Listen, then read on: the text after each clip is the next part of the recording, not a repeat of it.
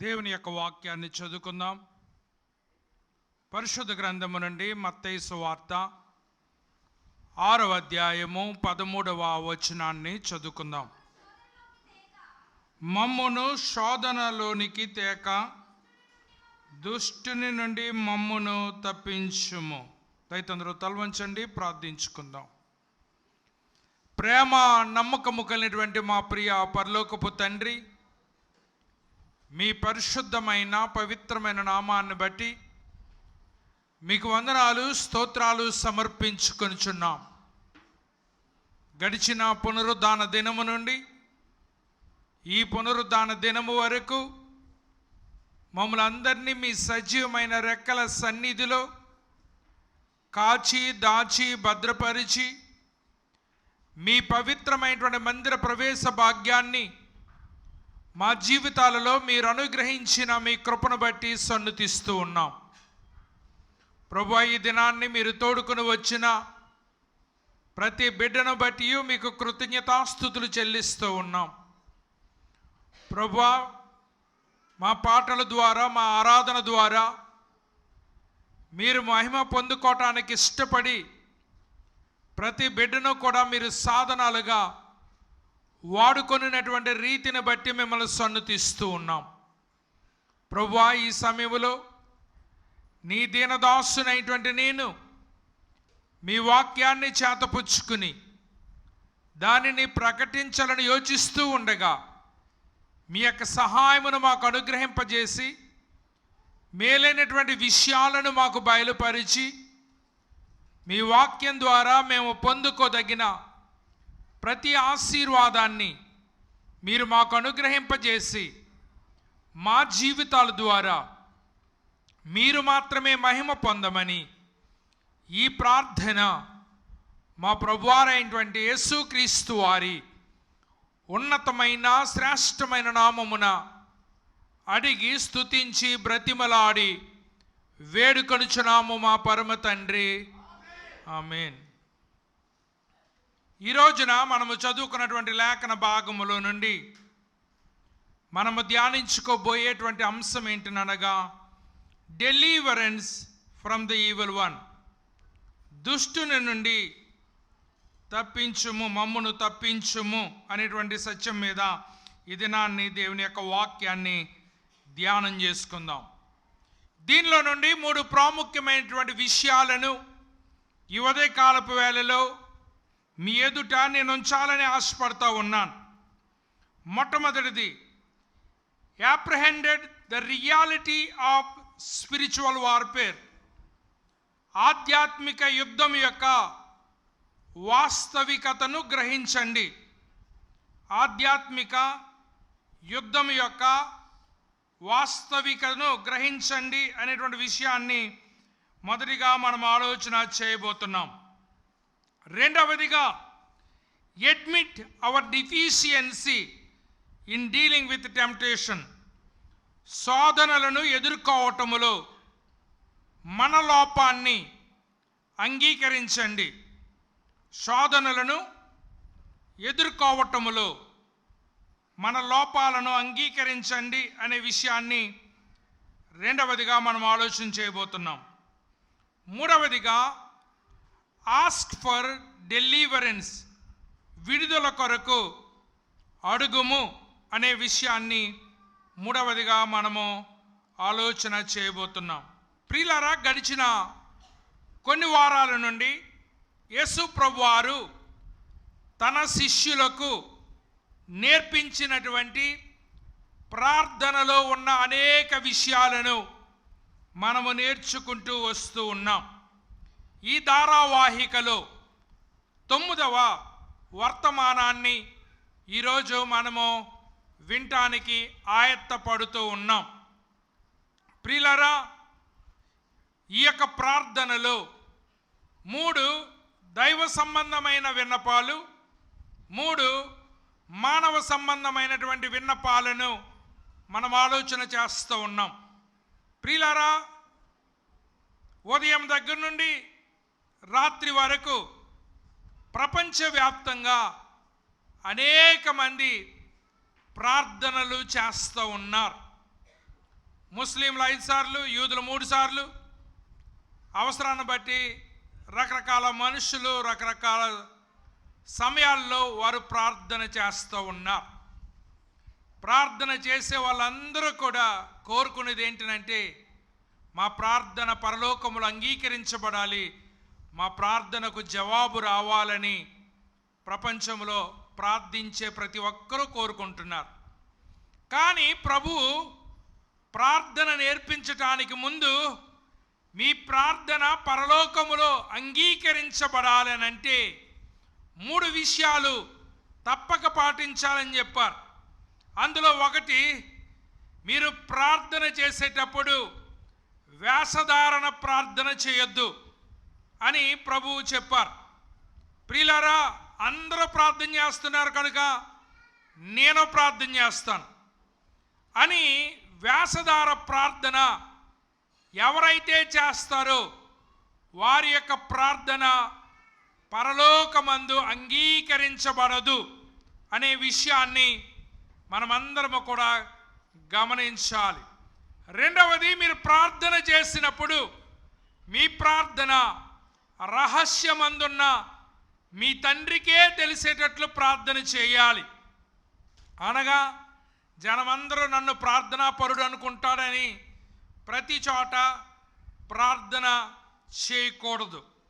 ప్రార్థన అనేటువంటిది మనము గదిలోనికి వెళ్ళి మన తండ్రికి మాత్రమే విషయాలు తెలిసేలాగా ప్రార్థన చేయాలి. కొంతమంది మంచినీళ్ళు ఇస్తే ప్రార్థన చేస్తారు, టీ ఇస్తే ప్రార్థన చేస్తారు, ఇప్పుడు అట్టుపండు పంచి పెడతారు, అట్టుపండుకు ప్రార్థన చేస్తారు. అనగా ప్రార్థన చేయటం వల్ల వాళ్ళు ఏమనుకుంటారంటే మేము అందరికంటే భక్తి పరులం అని చూపించుకోవటానికి ట్రై చేస్తారు. దేవుడా, ఈ అట్టుపండు ఇచ్చినందుకు వందనాలని చెప్పేసి తినేస్తే ఏమవ్వదు, కాకపోతే జనానికి కొంచెం సోయింగ్ ఇవ్వాలి కదా. టీకి కూడా ప్రార్థన చేస్తున్నాడు, మంచినీళ్ళకి కూడా ప్రార్థన చేస్తున్నాడు, అట్టుపండుకు కూడా ప్రార్థన చేస్తున్నాడు, మళ్ళీ డ్రింక్ ఇస్తే డ్రింక్ కూడా ప్రార్థన చేస్తాడు. ఇలాగా కొంతమంది షోయింగ్ కోసం ప్రార్థన చేస్తారు. ఇలాంటి ప్రార్థనలు నాకు వద్దని ప్రభు చెప్తా ఉన్నాడు. రెండవది, మీ తండ్రికి తెలియాలి, కానీ అందరికీ తెలిసినంత మాత్రాన ఏ విధమైనటువంటి ప్రయోజనము లేదు. అందుచేతనే చాలామందిని ఎందుకమ్మా ఏడుస్తున్నావు అని అంటే నీతో చెప్తే అరుస్తావా తీరుస్తావా అని అడుగుతూ ఉంటారు. ఎందుకంటే ఎంతమంది మన ప్రార్థన విన్నా ఎవరు ఆర్చలేరు, ఎవరు తీర్చలేరు. పరలోకమందున్నటువంటి మన దేవుడే మన ప్రార్థనకు ప్రతిఫలం ఇవ్వగలిగేటువంటి దేవుడు కనుక ఆ రహస్యం ఉందన్నటువంటి మన పరలోకపు తండ్రికే ఆ ప్రార్థన మరి వినబడేటట్లు మనము ప్రార్థన చేయవలసినటువంటి వారమై ఉన్నాం.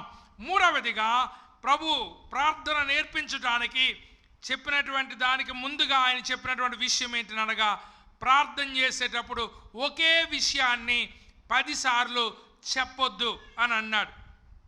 ఎందుకంటే చాలామంది ఏమనుకుంటారంటే అన్నదే 10 సార్లు అంటే మన ప్రార్థనకు జవాబు వస్తుందేమో అనుకుంటారు. దేవుడికి ఒక్కసారి చెప్తే అర్థమవుదా? నీ మనస్సులో తలంపు పుట్టక ముందే నువ్వు దేనికోసం ప్రార్థన చేస్తావో ఆయనకి తెలుసు.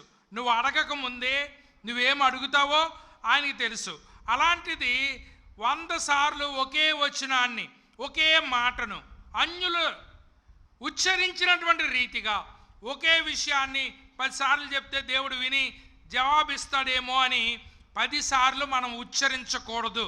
ఎందుకంటే దేవుడికి ఒక్కసారి చెప్తే చాలు ఆయనకి అర్థమవుతూ ఉంది.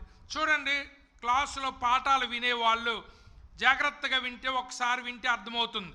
కానీ కొంతమందికి మరి ఒక్కసారి వింటే అర్థం కాదు కాబట్టి వాళ్ళకి ట్యూషన్ చెప్తారు, ట్యూషన్ పెట్టిస్తారు. ట్యూషన్ పెట్టిన తర్వాత అక్కడ మళ్ళా చెప్పినటువంటి పాఠాన్ని మళ్ళీ చెప్తారు. తద్వారా వాళ్ళు నేర్చుకోవటానికి అవకాశం కలుగుతూ ఉంది.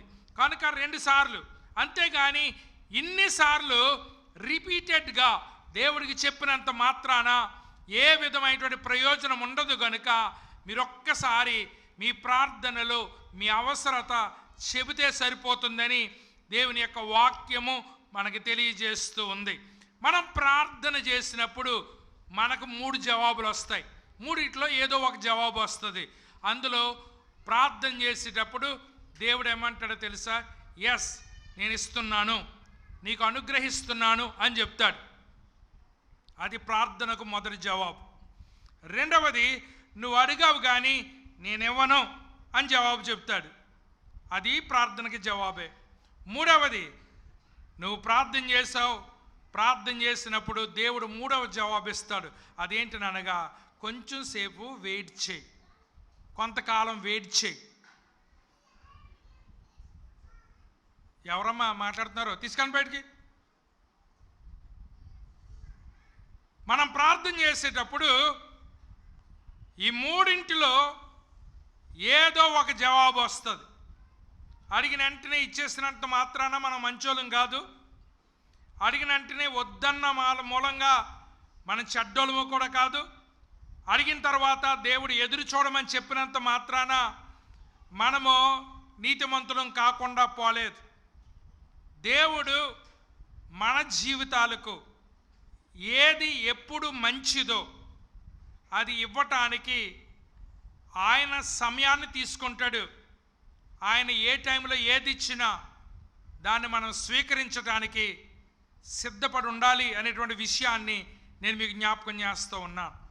అవునన్నాడు కదా అని పొంగిపోకు, లేదన్నాడు కదా అని కృంగిపోకు, వెయిట్ చేయమన్నాడు కదా అని అసహనాన్ని కనపరచుకు. దేవుడి దగ్గర ప్రతి ప్రార్థనకు ఈ మూడు జవాబులే ఉన్నాయి అనే విషయాన్ని మీరు జ్ఞాపకం చేసుకోవాలని మనవి చేస్తూ, ఈ రోజున మరి ఈ యొక్క ప్రార్థనలో మరి ఈ చివరి మరి వర్తమానాన్ని మనం వినటానికి ఆయత్తపడదాం. ఇంకో వర్తమానం కూడా ఉంది, అది బైబిల్లో ఫుట్నోట్స్లో ఉంటుంది అన్నమాట. అందుచేత అది చివర మరి దేవుడిచ్చిన సమయాన్ని బట్టి మనం అది నేర్చుకోవడానికి ప్రయత్నం చేద్దాం. కనుక ఈ రోజున ఈ చదవబడినటువంటి వాక్యముల నుండి మనము నేర్చుకోవటానికి ప్రయత్నం చేస్తూ ఉన్నాం. ప్రియులారా, మమ్మును శోధనలోనికి తేక దుష్టుని నుండి తప్పించుము. ప్రియులారా, ఇక్కడ మనకు రెండు విన్నపాలుగా కనబడుతున్నాయి. కానీ ఇవి రెండు విన్నపాలు కాదు, ఒక విన్నపం యొక్క విశదీకరణ మాత్రమే మనకి ఇక్కడ కనబడుతూ ఉంది. హెబ్రీయులకు ఉన్నటువంటి అలవాటు ఏంటంటే, ఒక విషయాన్ని రెండు రకాలుగా చెప్పటం అనేటువంటిది వారికి ఉన్నటువంటి అలవాటు. మనము కీర్తనల గ్రంథంలో చూసినా, సామెతల గ్రంథంలో చూసినా ఇలాంటి పదాలు మనకు కనబడుతూ ఉంటాయి. ఒక ఉదాహరణ చెప్తూ ఉన్నాను. నీతిమంతుడి ఇల్లు నిలిచియుండును, భక్తిహీనుడు ఇల్లు నాశనమగును అనేటువంటి వాక్యం ఉంది. ఆ వాక్యము రెండు కూడా ఒకే విషయాన్ని తెలియజేస్తున్నాయి. నీతిమంతుడి ఇల్లు నిలబడతాది అని అంటే దాని అర్థం నీతి లేని వాడి ఇల్లు నిలబడదనే కదా దాని అర్థం. కానీ రెండు రకాలుగా ఇక్కడ వాక్యం చెప్పబడింది. ఎందుకనంటే హెబ్రీయులు వారు ఉపయోగించేటువంటి పద్య భాగములో ఇలాంటి పదజాలాన్ని ఉపయోగించటం అనేటువంటిది వారి యొక్క భాషలో సర్వసాధారణం. అందుచేత ఇక్కడ శోధనలోనికి తేవద్దు, దుష్టుని నుండి మమ్మల్ని తప్పించు అనేటువంటి రెండు విన్నపాలుగా కనబడుతున్నటువంటిది ఒకే విన్నపం అనేటువంటి విషయాన్ని నేను మీకు జ్ఞాపకం చేస్తూ ఉన్నాను. ఒక విధంగా చెప్పాలనంటే ఇది చాలా సులువుగా అర్థమవుతుంది. దేవుడా పాపం నుండి తప్పించు, మరి అదేవిధంగా శోధనలో నుండి కూడా మమ్మల్ని తప్పించు అని చేస్తున్నటువంటి ప్రార్థన. కానీ దీన్ని సీరియస్గా తీసుకున్నట్లయితే ఇక్కడ మనకి ఎలాగ అర్థమవుతుందనంటే, మనలను శోధనలోనికి తీసుకెళ్ళేవాడు దేవుడే అన్నట్టుగా మనకు అర్థమవుతూ ఉంది. ఇక్కడ మనం ఆలోచన చెయ్యాలి. ఎందుకనంటే దేవుడు పరిశుద్ధుడు. పరిశుద్ధత అనేటువంటిది ఆయన క్యారెక్టర్. ఆయన పరిశుద్ధతలో ఎవరి చేత పాపం చేయించటం అనేటువంటిది దేవుని యొక్క నైజం కాదు. దేవుడు ఎవరి చేత కూడా పాపం చేయించాలని అనుకోడు. ఎందుకంటే ఆయనలో ఉన్నదే పరిశుద్ధత. పరిశుద్ధతలో ఉన్నవాడు మనం పాపం చేయాలని ఎట్టి పరిస్థితిలో కూడా కోరుకోడు. అయితే ఇప్పుడు మనకు ఎలాగ అర్థమవుతుంది ఈ వాక్యము అని ఆలోచన చేసినట్లయితే, సాతానుడు మనలను శోధిస్తాడు. ఎందుకు శోధిస్తాడనంటే మనము నాశనం అయిపోవాలని. ఎందుకు శోధిస్తాడనంటే మనము నాశనం అయిపోవాలని. మరి దేవుడు ఏం చేస్తాడు అని అంటే, దేవుడు కూడా శోధిస్తాడు. రెండు పదాలు ఒకటే, కానీ ఈ శోధన దేనికనంటే నీలో ఉన్న మంచితనాన్ని, నీలో ఉన్న గొప్పతనాన్ని బయటికి తీసుకురావటానికి ఆయన శోధిస్తాడు. ఒకరు నాశనం అయిపోవటానికి, ఇంకొకరు నీలో ఉన్న మంచితనాన్ని తీసుకురావటానికి. మీకు అర్థం అవ్వాలంటే ఇంకో మాటలో చెప్తున్నాను. ఒకడు తాగటానికి వెళ్ళాడు. త్రాగటానికి వెళ్ళి వాడు ఒక బాటిల్ కొనుక్కున్నాడు. వాడు కూడా ఒక మనిషిని తీసుకెళ్ళాడు. మనిషిని తీసుకెళ్ళి ఏమంటున్నాడనంటే, ఈరోజు నాకు ఎవరో కంపెనీ లేరు అని చేత నీవు నాతో పాటు త్రాగు అని చెప్పేసి అతన్ని బ్రతిమాలుతున్నాడు. బ్రతిమాలుతున్నప్పుడు అవతల వ్యక్తి ఇంతకుముందు ఎప్పుడు తాగలేదు, మరి తాగాలని అనుకోలేదు. కానీ ఇప్పుడు ఏం అడ్డు వస్తుందని అంటే ముఖమాటం అడ్డు వస్తుంది. ముఖమాటం అడ్డు వచ్చి ఏమన్నాడు తెలుసా, ఇంతగా బతిమాలుతున్నాడు కదా, మరి త్రాగుదామని అతను ఏం చేస్తాడంటే త్రాగాడు. ఇప్పుడు ఇది ఏంటన్నమాట, త్రాగుతాం ఊరుకుని వచ్చింది, ఇంకొకటి ఇచ్చాడు, ఇంకొకటి బతిమాలాడు, ముఖమాటం కోసం త్రాగాడు. తర్వాత ఇది ఏమవుద్దో తెలుసా, హ్యాబిట్ అయిపోతుంది. అప్పుడు ఎవడు కేకేక్కర్లొద్దు, ఎవడు ఇవ్వక్కర్లొద్దు, నీ అంత నువ్వే వెళ్ళిపోయి ఏం చేస్తావు తెలుసా, నువ్వు దాన్ని కొనుక్కొని త్రాగటం మొదలు పెడతావు. ఇప్పుడు అతను నిన్ను శోధించటం మంచిగా చెడ్డగా? ఎవరు మాట్లాడారంటే, అతను మంచి కోసం శోధించాడా, నిన్ను చెడ్డ కోసం శోధించాడా? నువ్వు ఫ్రీగా వచ్చింది కదా అని ఫస్ట్ పినాయిల్ తాగితే మళ్ళీ అదే తాగాలనిపిస్తుంది. అంచేత ఫస్ట్ అన్నీ కూడా ఫ్రీగానే వస్తాయి, తర్వాత దానికి ఖర్చు అవుతుంది. ఇప్పుడు ఇదే వ్యక్తిని మళ్ళీ ఇంకో కోణంలో చూద్దాం. నాకెవరో జతలేరు, నేను బాటిల్ కొన్నాను, బాటిల్ అంతా నేను తాగలేను, నువ్వు నాకు కంపెనీ ఇవ్వాలి, నువ్వు త్రాగు అని అన్నాడు అవతల వ్యక్తితో. అతను ఎప్పుడు త్రాగలేదు. అతను ఏమంటున్నాడు తెలుసా, నువ్వు నన్ను ఎంత బ్రతిమలాడినా సరే తాగేటి గుణము నా దగ్గర లేదు కాబట్టి, కావాలనంటే నీతో పాటు నేను థమ్సప్ బాటిల్ కొనుక్కొని నేను కంపెనీ ఇస్తాను తప్ప నేను ఎట్టి పరిస్థితిలో కూడా ఇది నేను త్రాగను అన్నాడు. మొదటి వ్యక్తి శోధించాడు, ఎందుకు? నిన్ను నాశనం చేయటానికి. రెండో వ్యక్తి కూడా శోధించాడు, కానీ అతను ఎందుకు శోధించాడు అంటే అసలు నువ్వు తాగుతావా లేదా, నీ గుణం నీ లోపల ఏముందో తెలుసుకోవటానికి. ప్రియ దేవుని బిడ్డలారా, ఇక్కడ దేవుడు చేస్తుంది ఏంటంటే దేవుడు మనలను శోధిస్తాడు. ఎందుకంటే మనలో ఉన్న మంచిని బయటికి తీసుకురావటానికి. సైతానుడు శోధిస్తాడు ఎందుకనంటే మనలను నాశనం చేయటానికి. కనుక నీ పరిస్థితి ఎలాగుందో ఒకసారి ఆలోచన చేయమని మనవి చేస్తూ ఉన్నాను. యాకోబు రాసినటువంటి పత్రిక 1వ అధ్యాయము 2వ వచనములో భక్తుడు ఏం చెప్తున్నాడనంటే, నా సహోదరులారా, మీ విశ్వాసమునకు కలుగు పరీక్ష ఓర్పును పుట్టించినని ఎరిగి మీరు నానా విధములైన శోధనలో పడినప్పుడు అది మహదానందమని ఎంచుకోండి. నాలో నుండి మంచి తీసుకురావటానికి దేవుడు నన్ను శోధిస్తున్నాడు తప్ప నన్ను పతనం చేయటానికి, నన్ను నాశనం చేయటానికి దేవుడు నన్ను శోధించటం లేదు అనేటువంటి విషయాన్ని మనమందరము కూడా గమనించాలి. పేతురు భక్తుడు కూడా చెప్తా ఉన్నాడు, ఇందువలన మీరు మిక్కిలి ఆనందించుచున్నారు, కానీ అవసరమును బట్టి నానా విధములైన శోధనల చేత ప్రస్తుతమున కొంచెము కాలము మీకు దుఃఖము కలుగుచున్నది. నశించిపోవు సువర్ణము అగ్ని పరీక్ష వలన శుద్ధపరచబడుచున్నది కదా, దానికంటే అమూల్యమైన మీ విశ్వాసము ఈ శోధనల చేత పరీక్షకు నిలిచినదై యేసుక్రీస్తు ప్రత్యక్షమైనప్పుడు మీకు మెప్పును మహిమయు ఘనతయు కలుగుటకు కారణమై ఉంది. విషయం ఏంటో తెలుసా, ఇక్కడ మీరు చాలా జాగ్రత్తగా గమనించారు. ఇనుమును ఇనుమా కాదా అని ఎవడో టెస్ట్ చేయడు. ఇది ఇనుమా కాదా అని ఎవడో టెస్ట్ చేయడు. చూసి ఇది ఇనుమంటాడు అంతే. కానీ దేని టెస్ట్ చేస్తారో తెలుసా? చెప్పండి. బంగారాన్ని, వెండిని టెస్ట్ చేస్తారు. ఇక్కడ వాక్యం ఏం చెప్తుందో తెలుసా? దేవుడు అమూల్యమైన వాటినే పరీక్షిస్తాడట, అమూల్యము కాని వాటిని పరీక్షించడంట. అందుచేత నీవు నేను పరీక్షించబడుతున్నామని అంటే దేవునికి మనం అమూల్యమైన వాళ్ళము. నమ్మునందరూ దేవుని స్తోత్రం చెప్పండి. మనకు అనిపిస్తుంది, నాకే ఎందుకు శోధనలు వస్తున్నాయి, నాకే ఎందుకు శ్రమలు వస్తున్నాయి, నాకే ఎందుకు ఇన్ని బాధలు వస్తూ ఉన్నాయి, బాధ వెనకాల బాధ నాకు మాత్రమే ఎందుకు వస్తుంది? వాక్యం చెప్తుంది, అమూల్యమైన మీ విశ్వాసము ఈ శోధనల చేత పరీక్షకు నిలిచినదై ఉంటుందట. మీకు అర్థమైందా? దొంగోడితో మనం స్నేహంగా ఉన్నామనుకోండి, ఆ దొంగోడు మన ఇంటికి దొంగతనానికి వస్తాడా? చెప్పండి, రాడు. ఎందుకంటే ఆడే మన ఫ్రెండ్.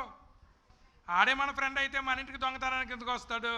వీడి ప్లాన్ దేని మీద అంటే వాడికి స్నేహితుడు కాని వాడి దగ్గర, వాడికి సహవాసం లేని వాడి దగ్గర ఎలాగైతే దొంగిలించాలనుకుంటాడో, దేవుడు కూడా ఏమంటున్నాడంటే మీరు నాకు ప్రియమైన వారు,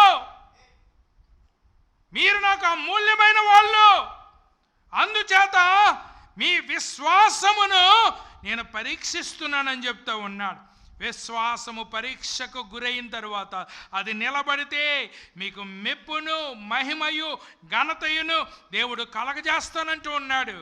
అందుచేత నానా విధములైనటువంటి శ్రమల చేత, నానా విధములైనటువంటి బాధల చేత మీరు ఇబ్బంది పడుతున్నప్పుడు ఏ ఒక్కరు కూడా అనుకోకర్లేదు, నా ఉపవాసాలు ఏమైపోయినాయి, నా భక్తి ఏమైపోయింది, నా నిష్ఠ ఏమైపోయింది, నా ప్రార్థనలు ఏమైపోయింది అని నిరుత్సాహపడవక్కర్లేదు. బంగారానికి టెస్ట్ కానీ మరి ఇనుముకి టెస్ట్ లేదు. ఎందుకంటే ఇనుముని టెస్ట్ చేసిన ఉపయోగం లేదు, కానీ బంగారాన్ని టెస్ట్ చేస్తే అది విలువైంది, అది అమూల్యమైనది, అది ప్రశస్తమైంది. కొంతమంది విశ్వాసులు ఉన్నారండి, వాళ్ళకి అసలు టెస్టులు ఉండవు. చదివినోడికి టెస్ట్ కానీ చదవలేనోడికి టెస్ట్ ఏంటి? చదివినోడికి టెస్ట్ కానీ, చదివినోడు భయపడుతూ ఉంటాడు, వణుకుతూ ఉంటాడు, కష్టపడుతూ ఉంటాడు. ఎందుకనంటే అయ్యో నేను పరీక్ష రాయబోతున్నాను. ఏ రోజున పరీక్ష పెట్టినా రాయలేనోడికి ఏ రోజు ఎడితే ఏంటి పరీక్ష? ఆ మధ్యన ఎన్ని డేట్లు మార్చారు సంవత్సరం ఈ 10th క్లాస్ వాళ్ళకి వాళ్ళకని. అది చదివే వాళ్ళకి ఏమవుతుందంటే అయిపోతే బాగున్నావు, ఈ టెన్షన్ లేకుండా ఉంటుంది నాకు అనుకుంటాడు చదివినాడు. చదవలేనాడు అనుకుంటాడు మార్చుకొని ఎప్పుడు ఎట్టుకొని అని అనుకుంటాడు. ఎందుకనంటే ఎప్పుడైనా వీడు రాసేది ఏమీ లేదు. అందుచేత దేవుడట మన విశ్వాసానికట పరీక్ష పెడుతున్నాడట. మీకు గత వారం చెప్పాను, గుర్తుందో లేదో. యోబు రోజు లేచి ఉదయాన్నే నైవేద్యాలు చెల్లిస్తూ తన బిడ్డలు తెలుసో తెలియకో పాపం చేశారేమో అని వాళ్ళ పాపాలు ఒప్పుకుంటూ దేవునికి సన్నిధిలో ఎదుగుతూ ప్రార్థన చేస్తున్నాడు. దేవుడికి ప్రార్థన చేయలేని పిల్లలు బాగానే ఉన్నారు, దేవునికి ప్రార్థన నైవేద్యాలు చేయలేని పిల్లలు బాగానే ఉన్నారు. దేవుడికి ప్రార్థన చేస్తున్నటువంటి యోబు కొడుకులు కూతుళ్ళు చనిపోయారు. ఏం జరుగుతుంది? ఏమైపోయింది నా ప్రార్థనలో, ఏమైపోయింది నా కష్టం, ఏమైపోయింది నా విశ్వాసం అనేటువంటి ఆలోచన మనకు వచ్చి సైతానుడు మన దగ్గరకు వచ్చి విస్పర్ చేస్తాడు, మన చెవిలో గుసగుసలు చెప్తూ ఉంటాడు.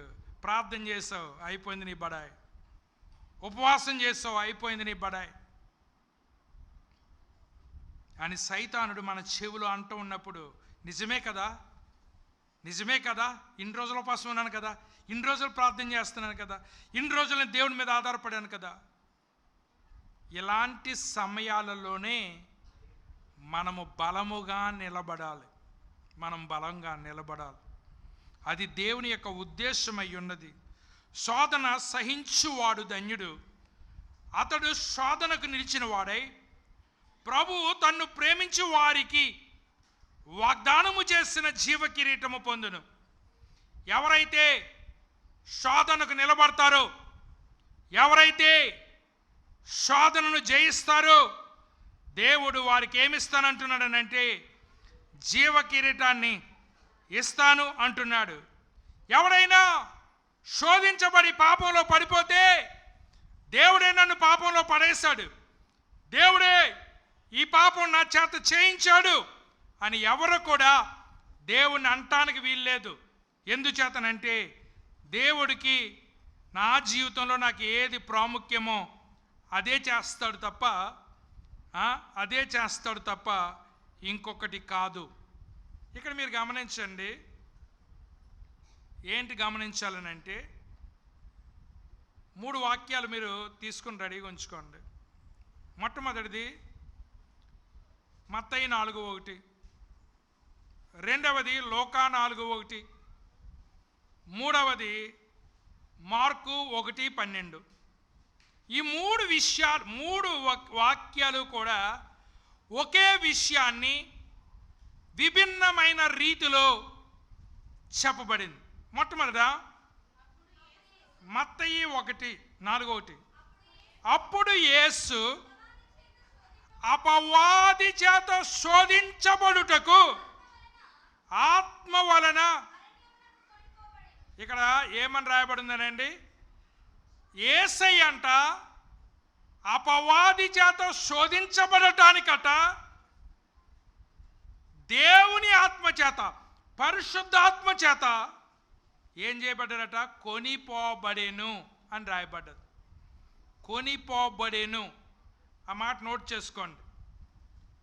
కొనిపోబడేను అనగా సైతాన్ చేత శోధించబడటానికి ఎవరు తీసుకెళ్లారట యేసయ్యను?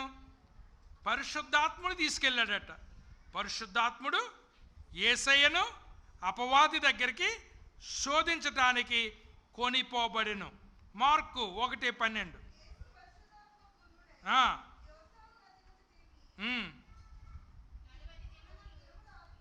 చదమ్మా, అది 40 దినం.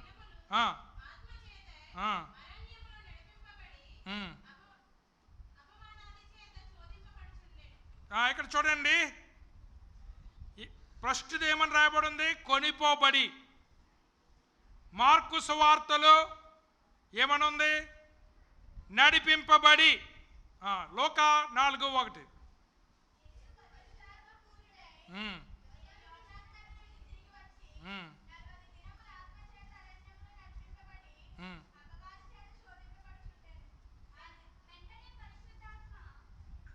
అదమ్మా, త్రోసుకుని పోయాను. చూసారా, ఒకే ఇన్సిడెంట్. యేసయ్య అపవాది చేత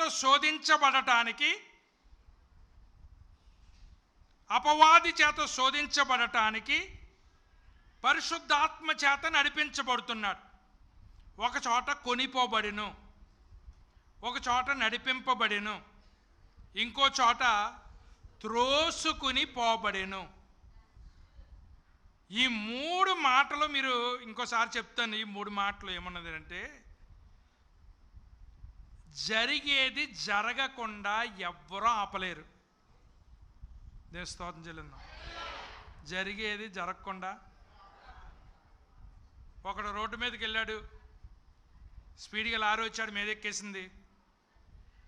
మనం ఏమంటాం తెలుసా? తర్వాత అటు చచ్చిపోయిన తర్వాత, రోడ్డు మీదకి వెళ్ళకపోయినా బాగుండు, ఆయన కొట్టు దగ్గరికి వెళ్ళా తెమ్మనపోయినా బాగుండు, ఇలాగ అనుకుంటాం. అనగానే అనుకుంటాము. ఇక్కడ వాక్యం ఏముంది, యేసయ్యకి అపవాది చేత శోధించబడటం ఆయనకి ఏమన్నా ఇష్టమా? అపవాది చేత శోధించబడాలని ఎవరన్నా అనుకుంటారా? ఎవరు అనుకోరు. కానీ దేవుడు అపవాది చేత నిన్ను శోధించాలి అని నిర్ణయించుకున్నప్పుడు నువ్వు కొనిపోబడతావు, నువ్వు నడిపించబడతావు. నేను వెళ్ళకూడదు, నేను ఇక్కడే ఉంటానని గట్టిగా ఇక్కడ ఉంటే దేవుడే తోసుకెళ్ళిపోతాడంట. ఎక్కడికి? శోధించబడటానికి దేవుడే త్రోసుకుని వెళ్ళిపోయాను. ఈ లోక అద్భుతమైన మాట ఎందుకు ఉపయోగించాడు తెలుసా? నువ్వు ఆగాలన్నా అక్కడ ఆగలేవు, ఆగాలన్నా అక్కడ ఆగలేవు. ఎందుకంటే మనం అమూల్యమైన వాళ్ళం. నీకు ఏ బాధ ఏ నొప్పి కలగట్లేదనంటే నీ నీ విశ్వాసం సామాన్యమైనదే కనుక టెస్ట్ చేయక్కర్లేదు. ఇనుము నువ్వు నీ విశ్వాసం పరీక్షించబడుతుందంటే నువ్వు బంగారనివే. ఆ బంగారము ఎక్కడికి వెళ్ళినా, ఏ షాప్లోకి ఎట్టుకెళ్ళినా దాన్ని గీటెడతాడు, మిషన్లో పెడతాడు, దాని యొక్క నాణ్యతను చూస్తాడు. దేవుడు మనందరము విశ్వాసులమే, కానీ కొంతమంది నాణ్యమైన విశ్వాసం ఉన్నవాళ్ళు, కొంతమంది ఏమో మామూలు విశ్వాసం ఉన్నటువంటి వాళ్ళు. ఎవరైతే అమూల్యమైనటువంటి విశ్వాసం కలిగి ఉన్నారో వారందరినీ కూడా దేవుడు పరీక్షిస్తున్నాడు. పరీక్షలో ఎవరికైనా బాధే. పరీక్ష ఎక్కువసేపు ఉండాలని ఎవరు అనుకుంటారు? పరీక్ష ఎవరికైనా బాధే. ఆ బాధలో ఏం చేస్తున్నామో తెలుసా? ప్రభువా, నువ్వు నన్ను ఇక్కడ త్రోసుకుని వచ్చావు, ప్రభువా నన్ను ఇక్కడ పెట్టావు, I have nothing to do, నేను ఏం చేయలేను నాయనా. నువ్వు చెప్పిన దాన్ని, నువ్వు పెట్టిన చోట నేను భరించుకోవటం తప్ప నా అంతటి నేను ఏమీ చేయలేను ప్రభువా. కానీ విశ్వాసంలో నిలబడతాను అనేటువంటి విషయాన్ని మనమందరం కూడా గమనించాలి. అనగా శోధనలు శోధించబడటానికి దేవుడు ఆత్మే మనల్ని తీసుకుని వెళ్తుంది. దేవుడు ఆత్మ మనం తోడుకుని వెళ్తుంది. నువ్వు మునిగిపోవాలని కాదు, నువ్వు పడిపోవాలని కాదు, నువ్వు ఓడిపోవాలని కాదు. దేవుడు ఆత్మ నిన్ను ఎందుకు తీసుకెళ్తుందని అంటే నువ్వు నిలబడాలని. దేవుడు నిలబెట్టేవాడే కానీ పడగొట్టేవాడు కాదు అనేటువంటి విషయాన్ని నేను మీకు జ్ఞాపకం చేస్తూ ఉన్నాను. రెండవది, మనం చూసినట్లయితే ఇక్కడ మనకు గ్రహించవలసినటువంటిది మొదటిది ఏంటంటే మనమందరము ఆధ్యాత్మికమైనటువంటి యుద్ధములో ఉన్నాం. మనం ఎప్పుడైతే దేవుని బిడ్డలుగా జీవించాలనుకున్నప్పుడు మనం ఎందులోకి వస్తున్నామని అంటే యుద్ధంలోకి వస్తున్నాం. ఇది ఏమి యుద్ధము? ఆధ్యాత్మికమైనటువంటి యుద్ధం. వాక్యం తెలియజేస్తుంది. కొరింథీయులకు రాసిన 2వ పత్రిక 10వ అధ్యాయము 3-4 వచనాలు నేను చదువుతున్నాను. మేము శరీరదారులమై నడుచు కొనుచున్నాను, శరీర ప్రకారము యుద్ధము చేయము. మా యుద్ధోపకరణములు శరీర సంబంధమైనవి కావు గాని దేవుని ఎదుట దుర్గములను పడద్రోయ జాలనంత బలము కలవై ఉన్నవి. ఇక్కడ వాక్యాన్ని బట్టి మనం ఏం చూస్తున్నామని అంటే మనం పోరాడుతూ ఉన్నది శరీరాలతో కాదు, కానీ మనము పోరాడుతున్నటువంటి వాళ్ళతో పోరాడటానికి దేవుడు మనకిచ్చుచున్నటువంటి యుద్ధోపకరణాలు చాలా బలమైనటువంటివి. అంత బలమైనటువంటి యుద్ధోపకరణాలు లేకపోతే మనం ఎట్టి పరిస్థితుల్లో కూడా ఈ పోరాటము నుండి గెలవలేము. ఎఫెసీయులకు రాసిన పత్రిక 6వ అధ్యాయములో పోరాడాలంటే మన దగ్గర ఏ విధమైనటువంటి యుద్ధోపకరణాలు ఉండాలో చెప్తూ ఉన్నాడు. తుదకు ప్రభు యొక్క మహాశక్తిని బట్టి ఆయన యందు బలవంతులై ఉండండి. మనం పోరాడుతున్నది శరీరాలతో కాదు, మనము చేస్తున్నటువంటిది ఆధ్యాత్మికమైనటువంటి యుద్ధం, మనం చేస్తున్నటువంటిది ఆధ్యాత్మికమైనటువంటి పోరాటం. ఈ పోరాటములో మనము ప్రభు యొక్క మహాశక్తిని ఆశ్రయించాలి, దేవుడి ద్వారా బలమును పొందుకోవాలి. అలా బలాన్ని పొందుకుంటే ఎంతటి కఠినమైన శ్రమ అయినప్పటికీ మనం నిలబడగలుగుతాం అనేటువంటి విషయాన్ని నేను మీకు జ్ఞాపకం చేస్తున్నాను. ఈ వాక్యం మనము తర్వాత మీరు ఇంటికి చదువుకోండి. దేవుడు అంటున్న సర్వాంగ కవచం, మీ బాడీలో ఉన్న ప్రతి పార్ట్కి కూడా కవచం అవసరం. ఎందుకనంటే సైతానుడు మీ బాడీలో ఉన్న ఏ పార్ట్ని కూడా వదలడు, ప్రతి పార్ట్ని కూడా మరి శోధనకి గురి చేస్తాడు. అందుచేత ప్రతి పార్ట్ కూడా గెలవాలనంటే మనకు ఏ విధమైనటువంటి యుద్ధోపకరణాలు అవసరమో అనేటువంటి దాని గురించి ఆయన మాట్లాడుతున్నటువంటి విషయాన్ని మనం చూస్తాం. ప్రియులారా, మనకు శోధనలు ఎలాగొస్తాయో యోహాను భక్తుడు చెప్పాడు. యోహాను 1:2-16 మనం చూసినట్లయితే లోకములో ఉన్నదంతయు అనగా శరీరాశయు, నేత్రాశయు, జీవపు డంబము తండ్రి వలన పుట్టినవి కావు, అవి లోక సంబంధమైనవి అనేటువంటి సంగతిని మనం అందరం కూడా గమనించాలి. ఈ మూడు కూడా ఆదాము అవ్వలను శోధించేటప్పుడు సాతానుడు ఉపయోగించినటువంటి 3 ఎవెన్యూస్ ఆఫ్ టెంప్టేషన్. ఈ యొక్క మరి మనలను శోధనకు గురి చేసేటువంటి 3 విధాలు మనకు కనపడుతూ ఉన్నాయి. మొట్టమొదటిది శరీరాశ. అది నేను తినాలి అనుకోవటం. రెండవది నేత్రాశ, అది చూడటానికి చాలా బాగుంది అనుకోవటం. మూడవది జీవపు డంబం, నేనేమనుకున్నానో అది నేను పొందుకొని నేను గొప్పలు చెప్పుకునేటువంటి స్టేజ్ నాకు రావాలి అనుకోవటం. అందుచేత ఇక్కడ వాక్యం ఏం తెలియజేస్తుంది? మనము ఆదికాండం 3వ అధ్యాయములో మనం చూసినట్లయితే ఇక్కడ వాక్యం ఏం తెలియజేస్తుందనంటే మరి ఇక్కడ చెప్తూ ఉంది, అది ఆ స్త్రీకట ఆహారము మంచిదియు కన్నులకు అందమైనదియు వివేకమిచ్చు రమ్యమునైనదని యుండుటయు చూచినప్పుడు ఆమె దాని ఫలములలో కొన్ని తీసుకొని తనతో పాటు తన భర్తకు ఇచ్చాను, అతను కూడా తినను. ఆవిడ పట్టుకొచ్చి ఇచ్చేటప్పుడు నువ్వు ఎందుకు తిన్నావు, మళ్ళీ నాకెందుకు ఇస్తున్నావు అని మానేస్తే కనీసం మగవాళ్ళన్న పాపం లేకుండా ఉందిరేమో. తెచ్చిచ్చిన వాళ్ళు ఎవరో వాళ్ళ అందాల భార్య. తర్వాత ఏమన్నాడు తెలుసా? నీవు నాకు ఇచ్చినటువంటి ఈ స్త్రీ వల్లే నేను ఇది తిన్నాను, అంతేగాని నువ్వు ఈ స్త్రీని ఇవ్వకపోతే అసలు ఈ ఫ్రూట్ సమస్య నాకు రాదు అని చెప్తూ ఉన్నాడు. చూసారా ఎంత బాగా చెప్తూ ఉన్నాడు? స్త్రీ ఇస్తే మాత్రం తినేయాలా? తినేస్తే దాని పర్యవసానం ఊరుకునే ఉంటుందా? దేవుడు ఏం చెప్పాడు? ఇది తిని దినమున నువ్వు నిశ్చయముగా చచ్చేదు. సాతానుడు అంతే స్ట్రాంగ్గా చెప్తున్నాడు, మీరు దేవుళ్ళలాగా అయిపోతారు, మీరు తిన్నా కానీ చావరు. దేవుడు ఎంత స్ట్రాంగ్గా చెప్పాడో సైతానుడు అంతే స్ట్రాంగ్గా చెప్తున్నాడు. సైతానుడు ఉద్దేశం ఏంటనంటే నీవు పతనమైపోవాలి. ఏం కోరుతున్నాడు చెప్పండి? ఏమేం కోరుతున్నాడు? పతనమైపోవాలి, పాడైపోవాలని పతనమైపోవాలని కోరుకుంటూ నువ్వు ఎదుటోడు పాడైపోవాలని కోరుకుంటే చివరికి నువ్వే పాడైపోతావు. ఆ విషయాన్ని మీరు గమనించాలని మనం చేస్తూ ఉన్నాం. ఇందులో ఉన్న కొన్ని విషయాలు, మొట్టమొదటిది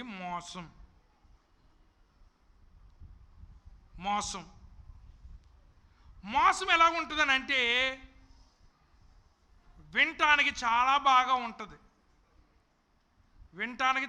బాగుంటుంది మోసం. మీరు పాత బంగారం తీసిరండి, దానికి డబ్బులు ఇస్తామని ఎవడన్నా అన్నాడు అనుకోండి, దానికి డబ్బులు కొత్త బంగారం ఇస్తాను. వినటానికి ఎలాగుంది? అసలు లాజిక్ ఆలోచించేసావా? పాత బంగారం తీసుకొస్తే దానికి డబ్బులు వేసి కొత్త బంగారం ఎవడన్నా ఇస్తాడా? ఈ భూలోకంలో వ్యాపారం చేసేవాడు ఎవడన్నా ఇస్తాడా? ఎవరు మాట్లాడండి? కానీ అది వినటానికి ఎలాగుంది? చాలా బాగా అనిపించింది. అబ్బా, ఇలాగా రోజు మనం టీవీల్లో చూస్తున్నాం, రోజు పేపర్లో చదువుతున్నాం. అలాగే ఏం చేస్తాను, దొంగోడికి పట్టుకెళ్ళి బంగారాన్ని ఇచ్చి ఇత్తడి తెచ్చుకుంటున్నారు, ఇంటికి ఇత్తడి తెచ్చుకుంటున్నారు కొంతమంది. ఎందుకంటే మోసం ఎప్పుడు కూడా ఇలాగ ఉంటుంది. మనం బ్యాంకులో 1,00,000 రూపాయలు డిపాజిట్ చేసామనుకోండి, 600 నుంచి 900 దాకా వస్తుంది వడ్డీ. 600 నుంచి 900 దాకా వడ్డీ వస్తుందండి నెలకి. ఒకడు అంటాడు, మీకు ఆ బ్యాంకు కాదు ఈ బ్యాంకు కాదు, మా బ్యాంకులో వేసినట్లయితే 1,05,000 వస్తుంది అంటాడు. ఇప్పుడు నీకేమనిపిస్తుంది? వినటానికి ఎంత బాగుంది. 1,00,000 రూపాయలు బ్యాంకులో ఇస్తే నెలకు 5,000 వస్తాయట. ఒకరికో ఇద్దరికి ఇస్తాడు, వీళ్ళందరేమో ఊరంతా సాటింపేస్తారు. తర్వాత అసలు ఉండదు, వడ్డీ ఉండదు, అక్కడ బ్యాంకు ఉండదు, బోర్డు ఉండదు. మోసము ఎప్పుడూ కూడా ఎలా ఉంటుందనంటే ఇంప్రెసివ్గా ఉంటుంది. సాతానుడు చూడండి, నీకు నష్టం కలుగుతుంది అంటే ఎందులో అన్నా పెట్టుబడి పెడతావా? నీకు నష్టం వస్తుందని అంటే దానికి ముందుకెళ్తావా నువ్వు? చెప్పండి.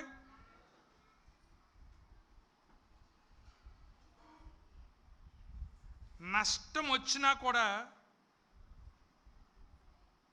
దానికోసం పరిగెత్తేవాడు దేవుడి సేవకుడు ఒక్కడే. మీకు చెప్తున్నాను చూడండి ఒక ఉదాహరణ. ఓ చోట కూటమండి మన విశ్వాసులది. అలాంటికాడ కూటానికి వెళ్తే 1000 రూపాయలు ఎడుతుంది ఆవిడ, అందుకంటే ఎక్కువ పెట్టదు ఆవిడ. నేను ఇంకో చోట మీటింగ్ ఉంది, అక్కడికి వెళ్తే 5000 ఇస్తారు. ఇప్పుడు నేను డిసైడ్ చేసుకోవాలి, ఏం చేసుకోవాలి? 5000 వచ్చే దగ్గరికి వెళ్ళనా, 1000 వచ్చే దగ్గరికి వెళ్ళనా? నేను ఆలోచన చేస్తే నాకేమందనంటే, వీళ్ళు నీ బిడ్డలో డబ్బులు ఇవ్వకపోయినా నీ బిడ్డల దగ్గరికి వెళ్ళు, వాళ్ళు ఇతర సత్తరు కూడా తెలియదు, నీ బిడ్డల దగ్గరికి వెళ్ళాలని నీ విశ్వాసాలు.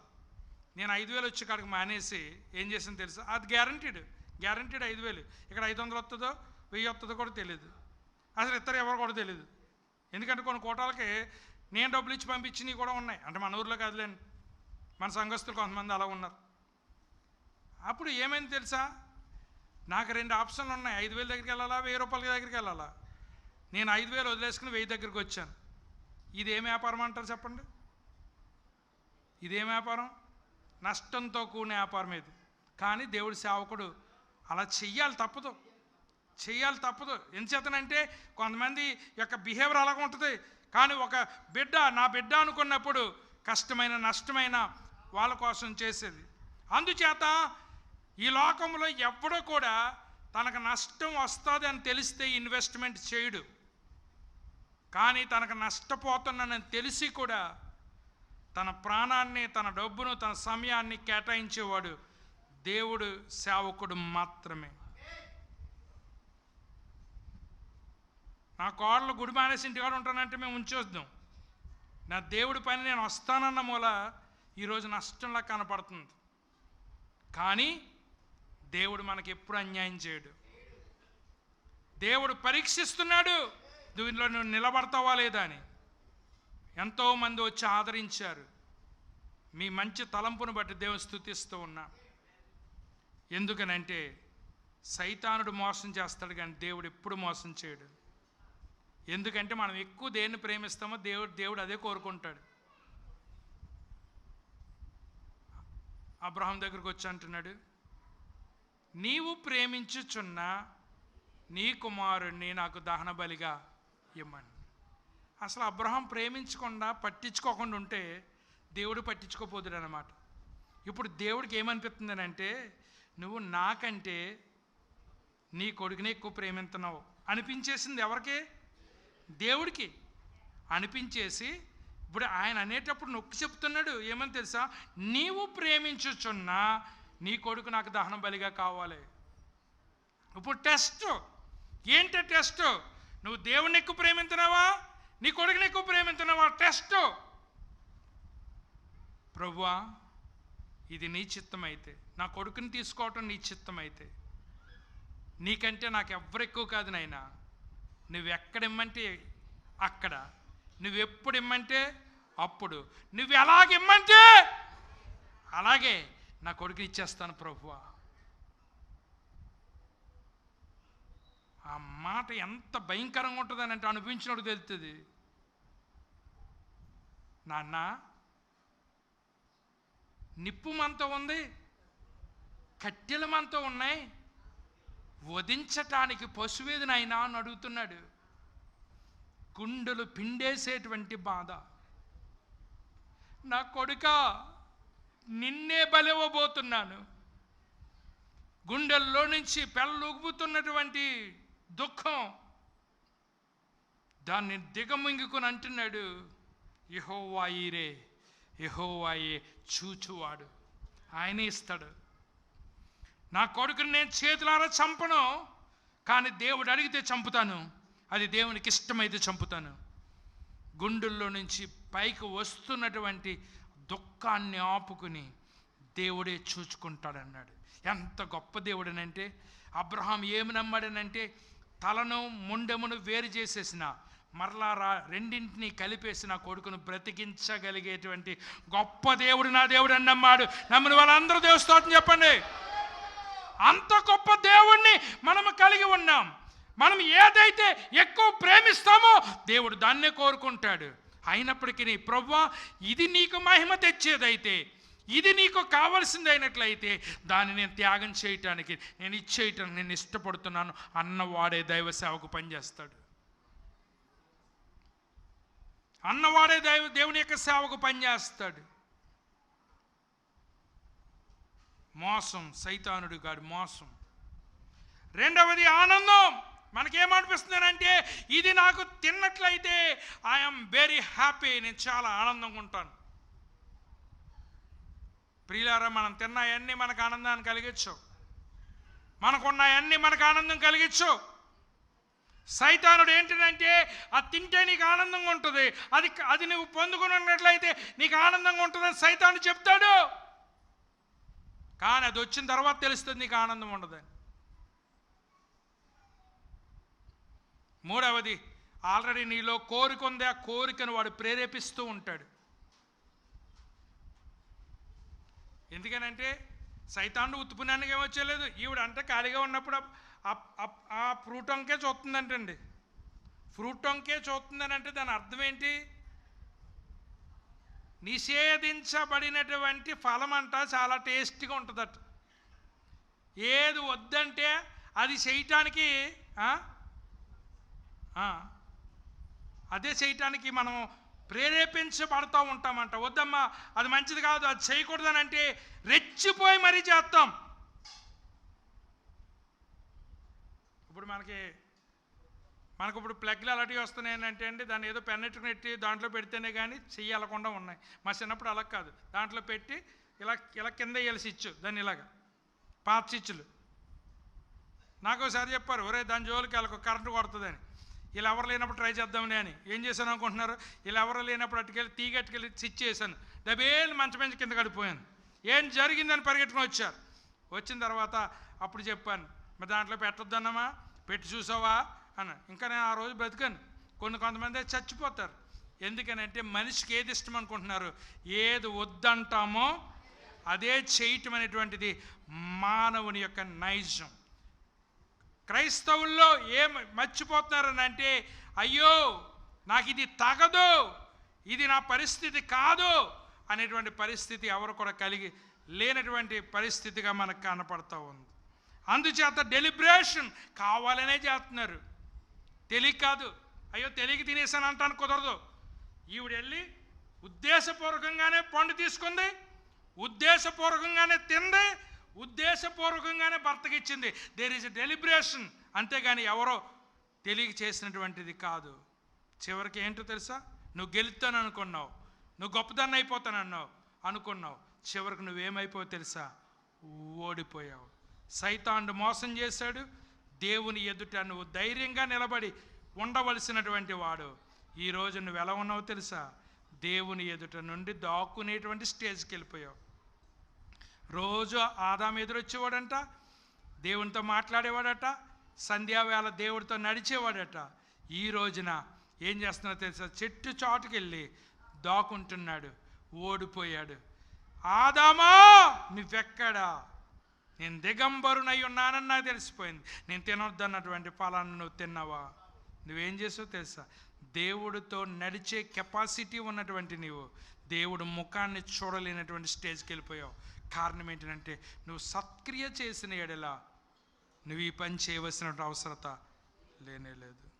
రెండవది, శోధనలు ఎదుర్కోవటంలో మన లోపాలను అంగీకరించాలి. ప్రియులారా, నేను చాలా ధైర్యవంతుడిని, నేను చాలా శక్తివంతుడిని, నేను ఏ శోధనైనా సరే నేను జయించేయగలను అని అనుకోకండి. సైతానుడు మనకంటే పవర్ఫుల్. ఆ సైతాన్ని ఎదిరించాలని అంటే మనలో కొన్ని లోపాలను మనము గుర్తించాలి అనేటువంటి సంగతిని నేను మీకు జ్ఞాపకం చేస్తూ ఉన్నా. ఒక విషయం మీకు జ్ఞాపకం చేస్తున్నాను. యేసయ్యను శోధించాడు సైతాన్ గాడు. యేసయ్యను శోధించినప్పుడు నువ్వు నేను పెద్ద గొప్ప. ఇప్పుడు నెక్స్ట్ పేతుర్ని శోధిస్తున్నాడట. పేతుర్ని శోధిస్తున్నాడట. లూకాసు వార్త 22:31. సీమోను, సీమోను, ఇదిగో సాతాను మిమ్మును పెట్టి గోధుమల వలె జల్లించుటకు మిమ్ములను కోరికెను గాని. ఇక్కడ అద్భుతమైన మాట చూడండి. యేసయ్య శోధించబడ్డాడు. ఇప్పుడు యేసయ్య శిష్యుడైనటువంటి సీమోను పేతురు శోధించబడుతున్నాడు. సైతానుడు మనల్ని శోధించేటప్పుడు ఏమనుకుంటాడనంట, జల్లిల్లో వేసి జల్లించేద్దాం అనుకుంటాడట. గోధుమలను జల్లించినట్లుగా జల్లించేసి మనల్ని ఎందుకు పనికిరాని వారిగా చేసేద్దామనేటువంటిది సైతానుగాడి యొక్క ఉద్దేశం. ఇప్పుడు ప్రభు ఏమంటున్నాడు? ప్రభుకు ముందే తెలిసిపోయిందండి. ఏమని? పేతుర్ని సైతానుడు శోధించబోతున్నాడని యేసయ్యకు ముందే తెలిసిపోయింది. ఇప్పుడు యేసయ్య ఏం చేస్తున్నాడు? 32వ వచనం, నీ నమ్మిక తప్పిపోకుండునట్లు. దేవుడు దేనికోసం వేడుకున్నాడటండి? శోధన వచ్చినప్పుడట మనలో ఏం తప్పిపోతుందట? నమ్మకము తప్పిపోతుందట. నమ్మకం తప్పిపోతుందట. నేను ఇన్ని ఉపవాసాలు ఉన్నాను, ఏం ఉపయోగం? ఇన్ని ప్రార్థన చేశాను, నాకేం ఉపయోగం?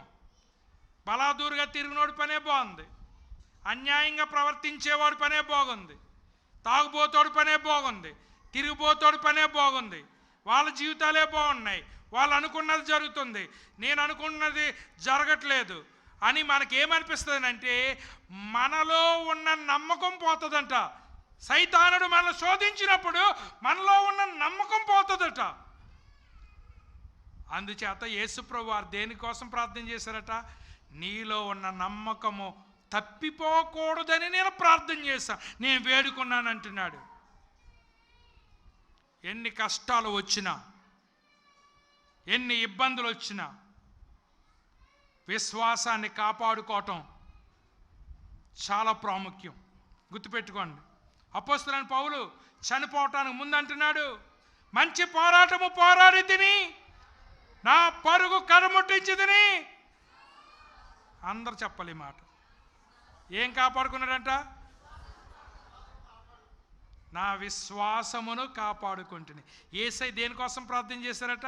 నీ నమ్మిక తప్పిపోకూడదని, నీ విశ్వాసం కోల్పోకూడదని వేడుకున్నాను.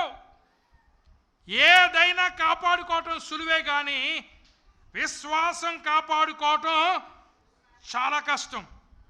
ఆ విశ్వాసాన్ని కాపాడుకోవాలి. విశ్వాసాన్ని కాపాడుకోవాలి. విశ్వాసాన్ని నువ్వు కాపాడుకుంటే ఆ విశ్వాసం నిన్ను కాపాడుకుంటుంది. మా దేవుడు మమ్మలను రక్షించగలిగిన సమర్థుడు.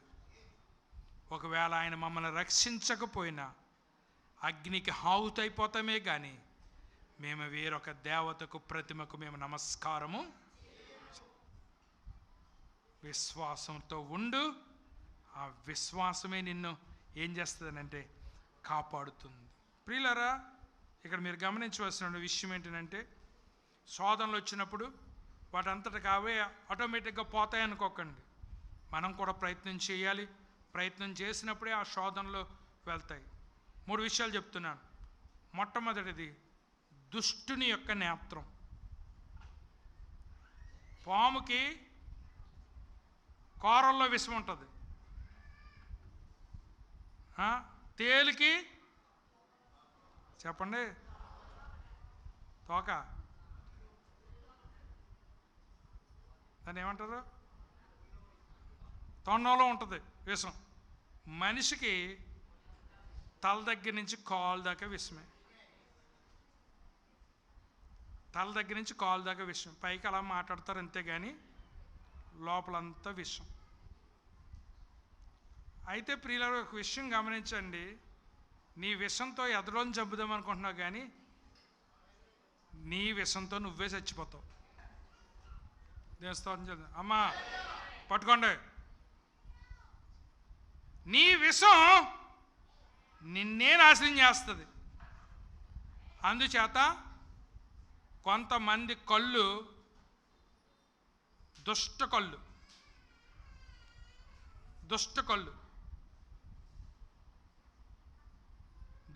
ఎంత ప్రమాదం అని అంటే వాళ్ళు చూస్తే పచ్చగున్న గడ్డి ఎండిపోద్ది. అలాంటి వాళ్ళు విశ్వాసులు కూడా ఉన్నారు. విశ్వాసుల్లో కూడా ఉంటారు. పచ్చగడ్డి కూడా ఎండిపోయేంత దుర్మార్గులు ఉన్నారు. దాన్ని ఏమంటారు అయితే దుష్ట కళ్ళు. మీకు చెప్తున్నాను ఏనండి, హిజ్కియా రాజు యెషయా గ్రంథం 39వ అధ్యాయం మీరు ఇంటికి చదువుకోండి.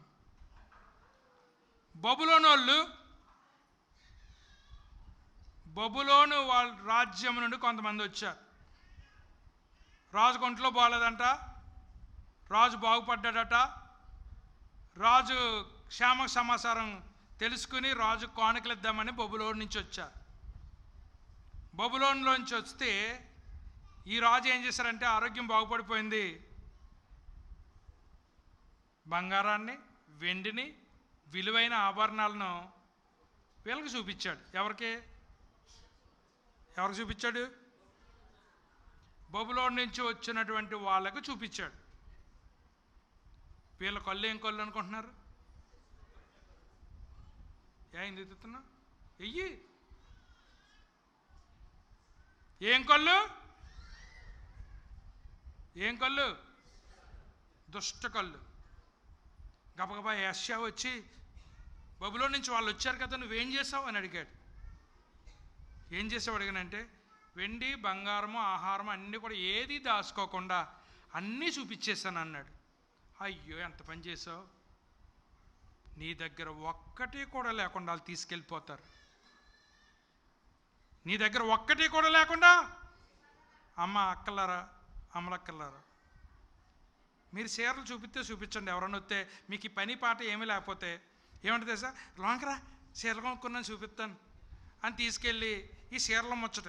చీరలు అలాగే జీవితాంతం ఉన్నాం కాబట్టి పొద్దు పని చూపించావు, కానీ మీ బంగారం మాత్రం ఎవరికి చూపించకండి. వేసుకున్నప్పుడు కావాలని నువ్వు పెళ్ళికి వేసుకుంటే వాళ్ళు చూస్తే చూడండి, అంతేగాని మీ ఇంటిలో బీరువాలో దాచుకున్న బంగారాన్ని మాత్రం మీరు ఎవ్వరికి చూపించకండి. ఎందుకంటే కొన్ని కళ్ళు ఉన్నాయి చూసారు, ఆ కళ్ళు చూసినవి అంటే అప్పుడు దాకా బంగారం కొనుక్కుంటున్నా నువ్వు తాకడెట్టేస్తావు, అప్పుడు దాకా బంగారం పోగొట్టి నువ్వు బంగారం నమ్మేస్తావు. ఏ కొన్ని ఎలాంటిదో ఎవరికి తెలుసు? నాకు కొన్ని బిహేవియర్లు తెలుసు. కొంతమంది మనిషిని చూస్తే వాడు ఎలాంటి నాకు తెలదనుకుంటారు. ఆ మాత్రం దైవిక జ్ఞానం లేకుండా నేను 10 సంవత్సరాల నుంచి వచ్చి నడుపుతున్నానా? ఎవడు ఎలాంటోడో నాకు తెలుసు, ఎవరు ఎలాంటోళ్ళు నాకు తెలుసు. దేవుడు ఆ వివేచన జ్ఞానం ఇచ్చాడు. అలాంటి వాళ్ళు చూశారనుకోండి, ఏమవుద్దో తెలుసా? ఎండిపోతుంది అన్నమాట పచ్చగడ్డి. దాంట్లో ఏముంటుంది అనుకుంటున్నారు? దుష్టుని యొక్క నేత్రాలు వాళ్ళు ఉన్నాయి. సైతాన్ గాడు ఉన్నాడు వాడు కళ్ళులో. ఎవరిని చూసినా విషంతో చూస్తాడు, ఒకడు బాగుంటే వాడికి ఇష్టం ఉండదు, ఒకడు అభివృద్ధి చెందిన వాడికి ఇష్టం ఉండదు. ఇలాంటి వాడు విశ్వాసే కదా అని కేకెత్తావు నువ్వు. అందరూనేమో ఇంటికి వెళ్ళి శుభం పలకమంటే ఈడేమంటే తెలుసా, వీడికి ఎక్కడి నుంచి వచ్చేసిందో అంటాడు. ఆలోచన చేయమని మనం చేస్తాం. అంచేత మిమ్మల్ని మీరు సాధ్యమైనంత వరకు ఆ దుష్టుడు కళ్ళలో పడకుండా ఉండటానికి ప్రయత్నం చేయండి. రెండవది దుష్ట స్థలాలు. కొన్ని చోట్ల సైతానుడు బలంగా పనిచేస్తుంటాడు. అంచేతనే సువార్తకి వెళ్ళేటప్పుడు ఏం చేసేవారంటే, ఊరు మొదల్లోకి వెళ్ళి దుష్టుణ్ణి బంధించి, ఈ ఊరు ఎందుకంటే ఒక్కో ఊరిలో ఒక్కో దేవత ఉంటుందండి, ఒక్కో ఊరిలో ఒక్కో దెయ్యం ఉంటుందండి. మనం ఊర్లోకి ఎంటర్ అయిపోతున్నాం.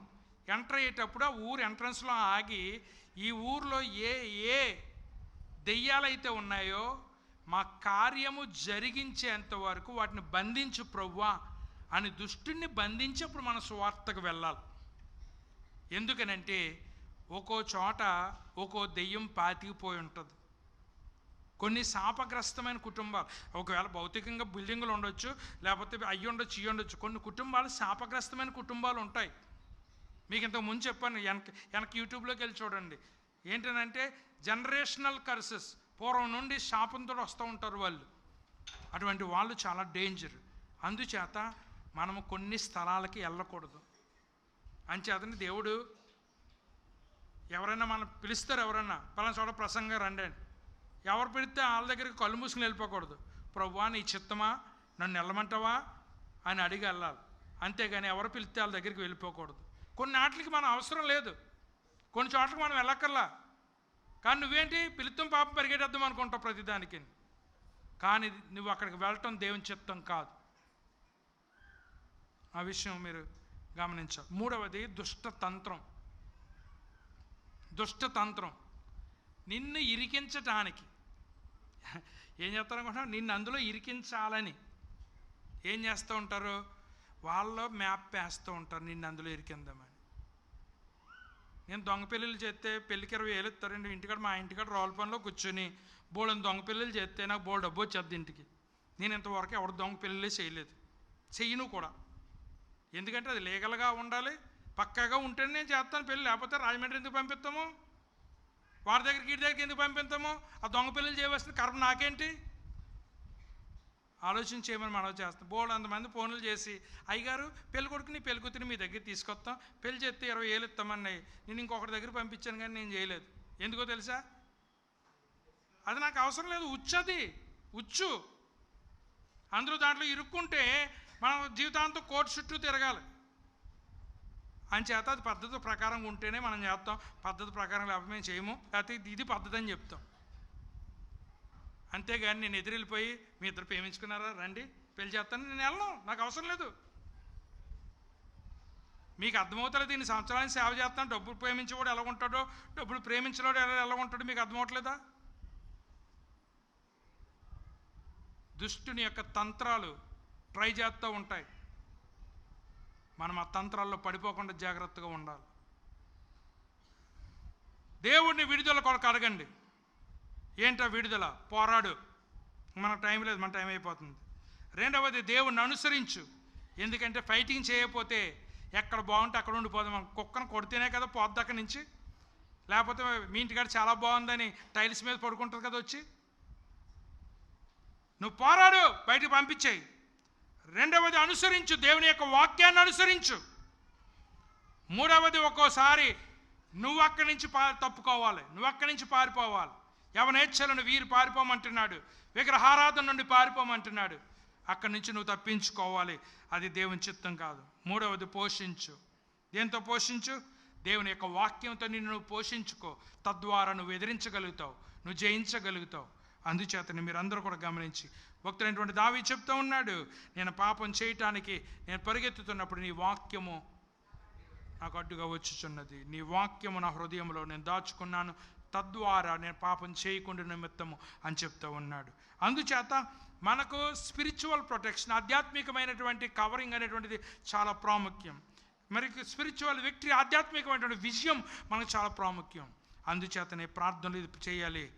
దుష్టుని నుండి మమ్మల్ని శోధనలోనికి తేక దుష్టుని నుండి తప్పి.